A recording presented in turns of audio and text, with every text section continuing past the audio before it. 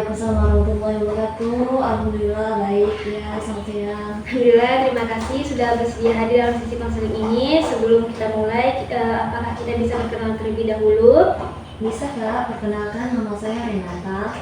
Baik, saya boleh memanggil dengan Renata saja ya. Iya boleh. Baik, Renata, perkenalkan nama saya Munawara. Di sini saya berperan sebagai konselor yang akan mendampingi Renata dalam sesi konseling ini.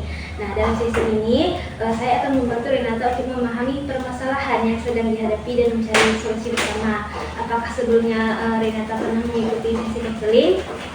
Belum pernah, ini pertama kali saya mengikuti. Baik, kalau begitu saya akan menjelaskan sedikit tentang konseling. Nah, konseling adalah proses bantuan agar klien mampu memahami masalahnya dalam mengambil keputusan secara mandiri. Nah, konselor dalam sesi konseling ada beberapa asas, diantaranya ada kerahasiaan. Semua yang Renata ceritakan akan dijaga. Terus yang selanjutnya ada sukarela, Renata datang tanpa paksaan. Kemudian ada keterbukaan, Renata bebas menceritakan sesuai kenyamanan. Apakah ada yang ingin ditanyakan? Untuk durasi konselingnya itu biasa berapa lama ya Kak? Sekitar 45 menit. Jika diperlukan kita bisa menjadwalkan sesi lanjutan. Apakah Renata setuju? Iya saya setuju. Baik, selanjutnya sebelum masuk ke inti masalah, saya ingin menegaskan bahwa Renata bebas menentukan sejauh mana ingin bercerita.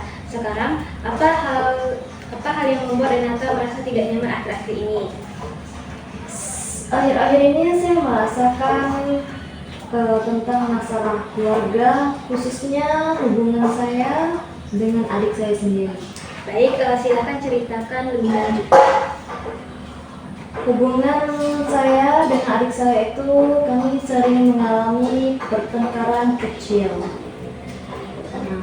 Jadi hal-hal kecil itu sering kami debatkan sehingga menjadi masalah yang lumayan besar, dan itu juga biasanya membuat kami tidak akur lagi. Jadi konflik ini terjadi cukup sering dan membuat hubungan terasa tidak harmonis ya? Ya, saya sebagai kakak sering diminta mengalah, tapi semakin saya mengalah, adik saya juga semakin keras dengan saya. Artinya Renata merasa terbebani ya dengan peran sebagai kakak yang selalu mengalah. Iya, saya capek secara emosional. Capek, tertekan, dan mungkin merasa tidak dipahami ya. Betul. Dalam keluarga, siapa yang biasanya menengahi ketika Renata dan adik bertengkar? Jadi saya sendiri, orang tua saya nggak ikut campur. Berarti posisi Renata bukan hanya sebagai kakak, tapi juga seperti pengganti peran orang tua. Iya, dan itu berat. Nah, dari cerita Renata, permasalahan ini tidak hanya soal emosi, tapi tentang struktur dalam keluarga.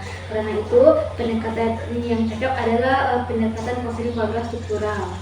Maksudnya bagaimana Kak? Nah, pendekatan ini melihat bagaimana yang pertama peran kakak, adik, dan orang tua. Yang kedua, batasan antara anggota keluarga. Yang ketiga, siapa yang seterusnya berada di posisi pengambilan keputusan. Saat ini peran Renata terlihat terlalu besar, sementara batasan antara kakak dan orang tua kurang jelas.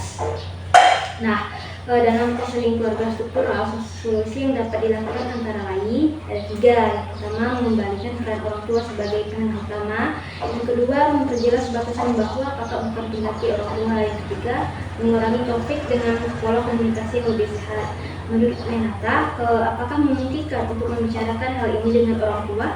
Mungkin bisa, walaupun saya agak takut. Rasa takut itu wajar, namun ini langkah penting agar struktur keluarga lebih seimbang. Sebagai rangkuman, hari ini kita membahas konflik kakak dan adik yang dipengaruhi oleh peran dan struktur keluarga yang kurang seimbang. Renata merasa lebih karena memikul peran yang terlalu besar. Apakah rangkuman ini sesuai? Ya, sangat sesuai Kak. Nah, langkah awal yang bisa Renata lakukan adalah menyampaikan perasaan kepada orang tua secara perlahan dan jujur. Nah, keputusan tetap ada di tangan Renata ya. Baik Kak, saya akan mencoba.